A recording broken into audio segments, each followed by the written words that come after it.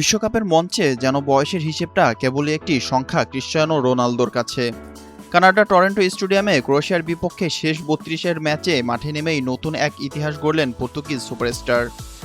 ৪১ বছর ৪ মাস ২৭ দিন বয়সে বিশ্বকাপের নকআউট পর্বের শুরুর একাদশে খেলা সবচেয়ে বেশি বয়সী আউটফিল্ড খেলোয়াড় এখন তিনি। এর আগে এই রেকর্ডটি ছিল বসনিয়া ও হার্জেগোভিনার জেকোর দখলে। তবে চলতি বিশ্বকাপে জেকোকে টপকে নতুন এই কীর্তি নিজের করে নিলেন রোনালদো। তার ঠিক পরেই এই তালিকায় আছেন ক্রোয়েশিয়ার লুকা মদ্রিচ।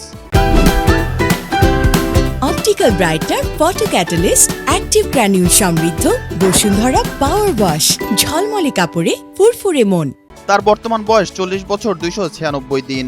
তালিকায় তৃতীয় স্থানে থাকা জেকোর বয়স ছিল ৪০ বছর ১০৬ দিন। শুধু রেকর্ড গড়ার মধ্যেই সীমাবদ্ধ ছিলেন না রোনালদো। ক্রোয়েশিয়ার বিপক্ষে পিছিয়ে পড়া পর্তুগালকে গোল করে এনে দেন সমতায়। সেই পারফরম্যান্সে জিতে নিয়েছেন ম্যাচ সেরার পুরস্কার। আর এতেও করেছেন এক অনন্য নজির। সবচেয়ে বেশি বয়সী খেলোয়াড় হিসেবে বিশ্বকাপে ম্যাচ সেরার পুরস্কার জয়ের রেকর্ডটিও এখন তার দখলে। মাঠের পারফরম্যান্সে বয়সকে বুড়ো আঙুল দেখিয়ে একের পর এক রেকর্ড ভেঙে চলেছেন রোনালদো। রিয়াল মাদ্রিদ ও ম্যানচেস্টার ইউনাইটেডের সাবেক এই মহাতারকা বিশ্বের মাত্র ৩ জন খেলোয়াড়ের একজন, যারা ৬টি বিশ্বকাপে খেলার গৌরব অর্জন করেছেন।